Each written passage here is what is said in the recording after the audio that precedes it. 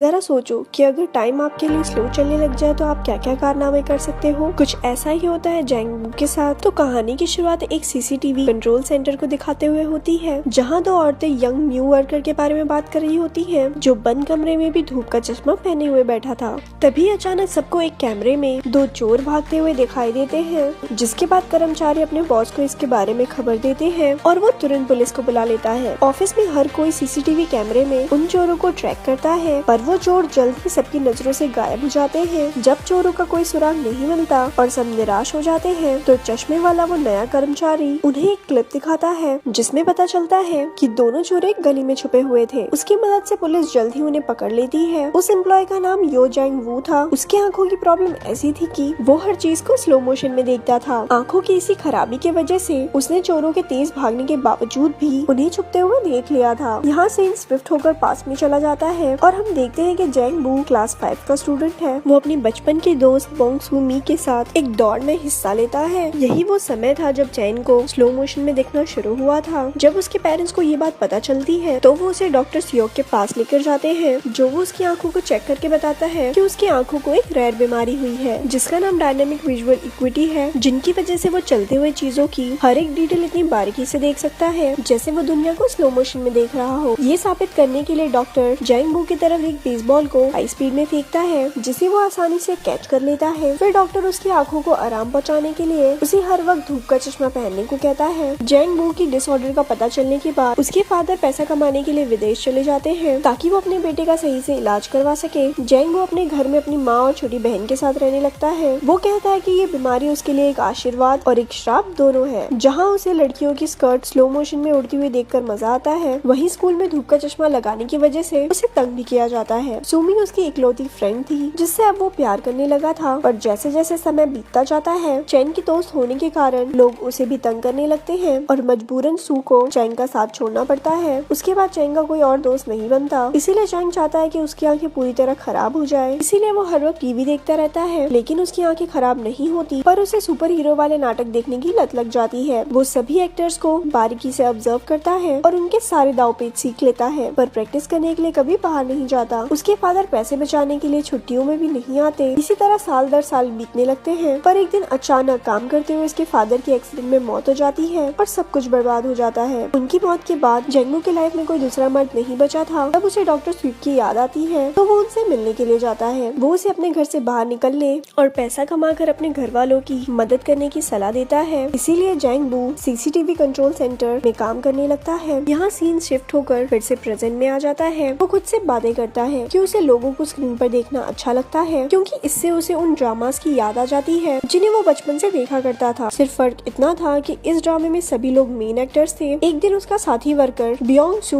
उनके बॉस से जैंग के बिहेवियर के बारे में बातें करता है। वो कहता है कि जैंग बहुत चुपचाप रहता है और किसी से बात नहीं करता। वो अपने बॉस से वादा करता है कि वो जैंग का ध्यान रखेगा, क्योंकि वो एक टैलेंटेड लड़का है। इसके बाद से वो जैंग के पास ही बैठने लगता है और काम के दौरान उसे बात करने की कोशिश करता है, लेकिन शर्मिला जैंग बू उसके सभी सवालों का जवाब सिर हिला कर देता है और मुंह से कुछ नहीं बोलता। कैमरा मॉनिटर करते वक्त वो काउंट करता है कि एक निश्चित जगह पर चलने में लोगों को कितना वक्त लगता है। बियोंग सू को ये सब अजीब लगता है, पर वो उससे कभी इस बारे में नहीं पूछता है। जैंग बू से घुलने मिलने के लिए वो उससे पूछता है कि कोई उसकी गर्लफ्रेंड है या नहीं। इस सवाल से जैंग बू को सुमी की याद आ जाती है और अगले ही दिन वो उससे मिलने के लिए उसके घर चला जाता है। सुमी बड़ी होकर एक खूबसूरत औरत बन चुकी थी, पर उसे पैसों की दिक्कत थी। उसका कर्जदार उससे झगड़ता है और सू को कहता है कि वो उसका घर बेचकर अपना कर्ज चुका दे। जैंग बू उसे दूर से देखता है, पर पास जाकर बात करने की हिम्मत नहीं जुटा पाता है। उस दिन से हर रोज वो सू को कैमरे में देखने लगता है। वो उसके डेली रूटीन को याद कर लेता है। सुमी हर रोज एक कॉफी शॉप में सोडा पीती है और जैंग भी यही करने लगता है। फिर वो देखता है कि सुमी रास्ते में पड़े एक बेकार सोफे को देखती है, तो अगले दिन वो उस सोफे को खींचकर कॉफी शॉप के सामने कर देता है, ताकि सुमी उस पर बैठ सके। रात में सुमी की नजर सोफे पर पड़ती है, पर वो ज्यादा ध्यान नहीं देती और उस पर बैठ जाती है। अगले दिन वो तेज बारिश की वजह से बस स्टॉप पर फंस जाती है। जैंग उसे मॉनिटर पर देखकर बियोंग के साथ उसकी हेल्प करने पहुंच जाता है। वो ड्रामास की हीरो की तरह उसके सिर पर छाता खोलकर उसे बारिश से बचाने की कोशिश करता है, पर सू से लफंगा कहकर वहाँ से चली जाती है। इसके बाद जैंग और बियोंग डॉक्टर सियोक के पास जाते हैं और जैंग उनसे सुमी को इम्प्रेस करने का तरीका पूछता है। वो जैंग बू से सुमी को फ्लावर्स देने को कहता है। अगले दिन सुमी को म्यूजिकल ड्रामा में ऑडिशन देने के लिए जाना होता है, पर उसे देर हो जाती है, तो वो मैनेजर को कॉल लगाती है और उसके कहने पर ऑडिशन के लिए रास्ते रास्ते में ही गाना गाना शुरू कर देती है। उसके बढ़िया गाने को सुनकर राह चलते लोग उसे हैरत से देखने लगते हैं। जैंगबो भी फूलों का गुलदस्ता लेकर वहाँ पहुँच जाता है। सू का गाना खत्म होने के बाद वो उसे बुके देता है, पर सू को ये अच्छा नहीं लगता। वो कहती है कि वो इन फूलों की जगह जहर का बॉक्स ज्यादा पसंद करेगी। ये कहकर वो जाने लगती है कि तभी जैंगबो उसे उसके नाम से पुकारता है और उसके बचपन के दोस्त के रूप में अपना इंट्रोडक्शन देता है। पर वो कहती है कि उसका नाम बोंगसुमी नहीं ओसुमी है। और इस तरह जैंगबो को पता चलता है कि आज तक उसने गलत लड़की का पीछा किया था, पर अब बहुत देर हो चुकी थी क्योंकि अब वो उससे प्यार करने लगा था। उसी दिन शाम को अचानक से वो दोनों एक दूसरे से टकरा जाते हैं। जहाँ सुमी शॉपिंग कर लौट रही होती है, जैन को देखकर सुमी जैंग से अपने राशन बैग्स उठवाती है। फिर जब वो जाने लगता है तो वो उससे पूछती है कि वो बोंगसुमी को क्यों ढूंढ रहा है, तो वो कहता है कि वो उसे बचपन से चाहता है। दूसरे सुबह सीसीटीवी के मॉनिटर पर जैंगबो सुमी को फोन पर किसी से बात करते हुए देखता है। फोन करने वाला सुमी को बताता है कि वो म्यूजिकल ड्रामा में सिलेक्ट हो गई है। ये सुनकर सुमी रास्ते में ही खुशी से उछलने कूदने लगती है और नाचने लगती है और जैंगबो उसे स्क्रीन पर देखता रहता है। उस रात सुमी एक छोटे से रेस्टोरेंट में जश्न मनाने जाती है। जब वो देखती है जैंगबो बाहर खड़े उसे देख रहा है तो वो उसे अंदर बुला लेती है। वो दोनों आपस में बातें करते हैं और सुमी उसे अपने गाने का स्क्रिप्ट दिखाती है और अपनी लाइंस गाकर प्रैक्टिस करती है। जैंग उसे बधाई देता है और उसे भी अपना टैलेंट दिखाता है। रेस्टोरेंट में सभी लोग उस पर तेजी से स्पून फेंकते हैं और वो आसानी से कैच कर लेता है। अगले दिन जैंगबो सुमी के घर के पास चक्कर लगाते हुए अपने स्टेप्स काउंट करता है। ब्योंग सू मॉनिटर पर उसे ऐसा करते देख समझ जाता है कि वो रास्ते को याद करने की कोशिश कर रहा है। काम से लौटते वक्त सुमी देखती है कि जैंगबो उसका इंतजार कर रहा है। वो दोनों रास्ते भर अलग अलग टॉपिक्स पर बात करते हैं और बातों बातों में सुमी को पता चलता है कि जैंग सीसीटीवी सेंटर में काम करता है और सारा दिन लोगों को देख सकता है। फिर वो दोनों उस कॉफी शॉप के सामने रुकते हैं जिसे सू अक्सर देखा करती थी। सुमी उसे बताती है कि उसे उस कॉफी शॉप के ओनर पर क्रश है और ये भी कहती है कि उसके पास शानदार कार है। जैंगबो को कॉफी ओनर से जलन होती है और वो काफी देर तक उसे घूरता रहता है। वो सू को इम्प्रेस करने के लिए उसे कार में घुमाने ले जाने का फैसला करता है और अपने ऑफिस में सबसे पूछता है कि किसी के पास कार है तो वो थोड़ी देर के लिए भाड़े पर दे दे ताकि वो सुमी को उसमें घुमा पाए। पर बदकिस्मती से किसी के पास भी कार नहीं होती है। अगले दिन घर लौटते वक्त सुमी को रास्ते में उसका कर्जदार मिल जाता है। वो उस पर चिल्लाता और धमकाता है कि अगर उसने उसका पैसा वापस नहीं किया तो वो उसे चोट भी पहुंचा सकता है। लेकिन जैंगबो और ब्योंग सही टाइम पर पहुंचकर सू को बचा लेते हैं। जब जैंगबो काम पर वापस आता है, सू भी एक कैमरे के सामने खड़े होकर थैंक यू चिल्लाती है क्योंकि उसे पता था कि सीसीटीवी कंट्रोल सेंटर में जैंगबो उसे देख रहा होगा। शाम को वो दोनों एक पार्क में मिलते हैं और काफी देर तक बातें करते हैं। जैंगबो उससे पूछता है कि अगर उसे कार मिल जाए तो वो क्या करेगी। इस पर सुमी कहती है कि वो रोज कार में बैठकर समुद्र के किनारे जाया करेगी। जैंगबो को कार नहीं मिलती तो वो रोज एक लोकल बस में ट्रैवल करके उसके ड्राइवर से दोस्ती कर लेता है। उसने कैमरे पर उस ड्राइवर को रात के समय कई बार अकेले बेसबॉल खेलते हुए देखा था, इसीलिए एक रात वो भी उसके साथ उस खेल में शामिल हो जाता है और बात बात में उसे अपने दिल की बात बताते हुए उससे अपनी हेल्प करने के लिए रिक्वेस्ट करता है और वो मान जाता है। अगले दिन ब्योंग सू, बस ड्राइवर और जैंगबो सुमी को बस स्टॉप से पिक करके सी दिखाने के लिए ले जाते हैं। इसके लिए उन्हें बुसान जाना था। सुमी को खुश करने के लिए जैंगबो कुछ भी कर रहा था। उससे इम्प्रेस होकर सुमी उसे पसंद करने लगती है, पर अचानक से रास्ते में बॉर्डर पुलिस उनकी बस को रोक देते हैं और उस लोकल बस को दूसरे शहर में एंटर करने नहीं देते हैं। सुमी गुस्से में पुलिस वालों से लड़ने लगती है पर ब्योंग सू उसे शांत करता है। उनकी मेहनत बेकार हो जाती है और उन्हें सी देखे बिना घर वापस लौटना पड़ता है। सीन शिफ्ट होता है और जैंगबो का बॉस सबको बताता है कि शहर में औरतों को उठाने के केसेस बढ़ रहे हैं और उन्हें हर वक्त अलर्ट रहने की जरूरत है। ठीक उसी समय जैंगबो एक मॉनिटर पर सुमी को देखता है और वो तुरंत वहाँ से गायब हो जाती है। वो डर जाता है और भागकर वहाँ जाता है, पर वहाँ पहुंचकर उसे पता चलता है कि सुमी ने उसके साथ मजाक किया था क्योंकि वो जानना चाहती थी कि जैंग उसे बचाने के लिए आता है या नहीं। इसके बाद सुमी उसके चश्मे को हटा देती है और दोनों एक दूसरे के साथ लपलपाटा करते हैं। तो जैंगबो उसे घर छोड़ने के लिए जाता है और सुमी उसे अंदर आने को कहती है, पर सुमी देखती है कि कर्जदार उसके घर आए हुए थे और उन्होंने उसकी सारी चीजें बिखेर दी थी। वो उसे पैसा लौटाने के लिए धमकाते हैं। शोर सुनकर जैंगबो उसे बचाने के लिए आगे बढ़ता है, पर उसकी आंखें धुंधला जाने के कारण वो गिर पड़ता है। उन लोगों के जाने के बाद जैंगबो और सुमी बैठकर बातें करते हैं। कर्जदारों के फेंके हुए सामानों को समेटते हुए जैंगबो को सुमी की वो ड्रॉइंग्स मिलती है जो उसने स्कूल डेज में सुमी के लिए बनाए थे। तब सुमी जैंग को बताती है कि वो नहीं चाहती थी कि जैंगबो उसे उसके बचपन वाले रूप में पहचाने, इसीलिए उसने जैंगबो से अपनी असलियत छुपाई थी। जैंगबो ये सुनकर खामोश हो जाता है जबकि सुमी मुस्कुराते हुए उन पेंटिंग्स को देखती रहती है। अगले दिन जैंग डॉक्टर सियोक के पास जाकर कहता है कि उसकी आंखें धुंधली हो गई है। डॉक्टर उसे बताता है कि उसकी बीमारी अब और बढ़ गई है जिसकी वजह से जल्द ही उसकी आंखें पूरी तरह से खराब हो जाएगी। जैंगबो पहले से ही जानता था कि जल्द ही वो अंधा होने वाला है, इसीलिए वो जहाँ भी जाता स्टेप काउंट कर लेता था ताकि पूरी तरह से अंधा हो जाने पर भी उसे दिक्कत ना हो। एक तरफ जहाँ जैंगबो अपने खराब खराब होती आंखों से परेशान था, वहीं दूसरी तरफ सुमी को अपने कर्जों की फिक्र थी, इसीलिए वो अपना घर बेचकर सारे कर्जे चुका देती है। पर अब उसके पास रहने के लिए कोई जगह नहीं थी। जैंगबो स्क्रीन पर सुमी को अपने सामानों के एक बॉक्स के साथ एक दुकानदार से बात करते हुए दिखता है। ये अचानक से उसके साथ काम करने वाली लेडी को एक दूसरे स्क्रीन पर कार को उसी एरिया में चक्कर काटते देख शक होता है। वो करीब से उस कार के नंबर प्लेट को देखती है और नोटिस करती है कि वो कार एक भागे हुए किडनैपर की थी। वो फौरन अपने बॉस को खबर करती है और तुरंत ही पुलिस को भी इन्फॉर्म कर दिया जाता है। पर तभी कार सबकी आंखों से गायब हो जाती है और सुमी भी जैंग की नजरों से गायब हो जाती है। जैंग को डर लगता है कि कहीं सुमी को कुछ हो ना जाए और वो उसे बचाने के लिए साइकिल लेकर निकल जाता है। रास्ते में उसकी आंखें पूरी तरह खराब हो जाती है और उसकी साइकिल एक कार से टकरा जाती है, जिससे वो गिर जाता है। बियोंसो कैमरे में ये सब देखकर उसकी हेल्प करने के लिए जाता है। उधर एक अनजान आदमी सुमी के पास जाकर उसका हाथ पकड़ लेता है, लेकिन वो उसे कहीं ले जाता इससे पहले जैंगबो उनकी तरफ दौड़ने लगता है। इसी बीच किडनैपर भाग जाता है और जैंगबो एक बस से टकराते टकराते बचता है। तभी पुलिस वहाँ आ जाती है और सुमी को पूछताछ के लिए ले जाती है। अब जैंगबो रास्ते में अकेला रह जाता है। तभी बियोंसो उसकी हेल्प करने के लिए आगे बढ़ता है। जैंगबो अपने दोस्त का हाथ पकड़ लेता है और अपनी आंखें खराब हो जाने पर दुखी होकर रोने लगता है। इस घटना को कुछ दिन बीत जाते हैं। सुमी अपने लाइफ में बिजी हो जाती है और जैंगबो को कांटेक्ट नहीं करती। जब भी उसे जैंगबो की याद आती है तो वो सीसीटीवी कैमरे को देखने लगती है। कुछ महीनों के बाद जैंगबो उसे अपने फेवरेट कॉफी शॉप में दिखाई देता है। वो खुश होकर उसके पास जाकर हाथ हिलाती है और वो जैंगबो को एक वॉकिंग स्टिक निकालकर दूसरी तरफ जाते हुए देखकर शॉक रह जाती है। वो सारे रास्ते उसका पीछा करती है और फाइनली वो उस जगह पहुंच जाती है जहाँ एक आर्ट गैलरी थी। अंदर जाने पर वो देखती है कि पूरी गैलरी जैंगबो के हाथों से बनाई हुई सुमी की पेंटिंग से भरी हुई होती है। तभी जैंगबो को अकेले में ये कहते हुए दिखाया जाता है कि भले ही उसकी आंखें खराब हो गई हो, पर सुमी उसे अभी भी याद है। अगले दिन फिर से सुमी जैंगबो का पीछा करती है। इस बार जैंगबो से पूछता है कि वो कहाँ जाना चाहती है, तो सुमी समझ जाती है कि वो उसे महसूस कर सकता है। फिर दोनों एक दूसरे को हक करते हैं और मूवी यहाँ पर खत्म हो जाती है।